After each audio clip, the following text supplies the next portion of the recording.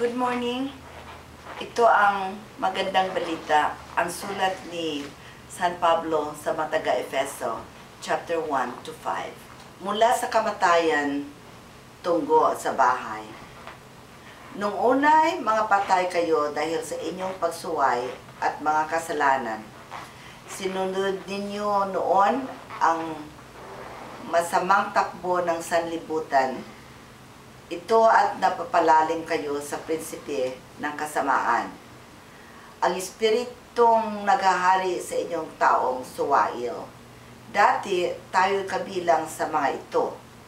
Namuhay ayon sa pita ng laman at sinunod ang masamang hilig ng katawan at pag-iisip. Kaya't sa ating likas na kalagayan, kabilang tayo sa mga taong kinapupuutan ng Diyos. Subalit, napakasagana ang habag ng Diyos at napakadikila ang pag-ibig sa inuukol niya sa atin. Tayo'y binuhay niya kay Kristo kahit nung tayo'y mga patay pa dahil sa ating pagsuway. Naligtas niya tayo dahil sa kanyang kagandahang loob. Chapter 2, Ephesians verses 6 to 10. Dahil sa ating pakikipag-isa kay Kristo Jesus, tayo'y muling binuhay na kasama niya at pinaupong kasama niya sa kalangitan. Ginawa niya ito upang sa darating na mga panahon ay maipakita niya ang di masukat na kasaganaan ng kanyang kagandang loob sa atin sa pamagitan ni Kristo Jesus. Dahil sa kagandang loob ng Diyos ay naligtas kayo sa pamamagitan ng kanyang pananalig kay Kristo. At ang kaligtasan ito ay kaloob ng Diyos, hindi mula sa inyo. Hindi ito dahil sa inyong mga gawa, kaya't walang dapat magpamamalaki ang sinuman. Tayo'y kanyang nilikha sa pamamagitan ni Kristo Jesus upang iukol natin ang ating buhay sa paggawa ng mabuti na itinalaga na ng Diyos para sa atin noon pa mang una. Ephesians chapter 2 verses 11 to 15. Kaya't alalahanin ninyo ang inyong dating kalagayan. Kayo'y pinanganak na mga hintil at tinatawag na ditulis ng mga Hudyo. Ang mga Hudyo ay tinatawag na tuli ayon sa ginagawa nila sa kanilang katawan.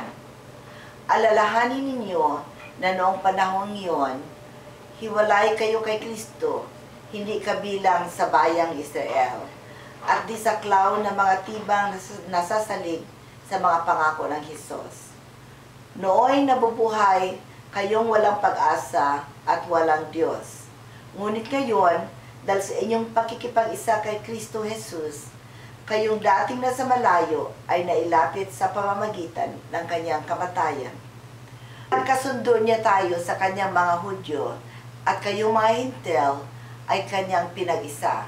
Sa pamamagitan ng kanyang katawan, pinawi niya ang alitan na parang pader na naghihiwalay sa atin. Pinagwalang bisa niya ang kautosang pawang, mga utos at tuntunin upang pagkaisahin sa kanya ang dalawang bayan at maghari ang kapayapaan. Ephesians chapter 2 verses 16 to 22. Sa pamamagitan ng kanyang kamatayan sa krus, winakasan niya ang alitan ng dalawang katbayan, kapwa pinanumbalik sa Diyos at pinabuklod sa isang katawan. Napaparito si Kristo at pinangaral na lahat ng mabuting balita, ang kapayapaan sa inyong mga hintil na malayo sa Diyos, at sa mga Judiyo na malapit sa Kanya. Dahil kay Kristo, tayo'y kapwa magkalapit sa Ama sa pamamagitan ng Espiritu. Sa makatwid, hindi na kayo dayuhan o taga-ibang bansa, kundi kinabahayan ng mga hinirang ng Diyos at kabilang sa kanyang sambayanan.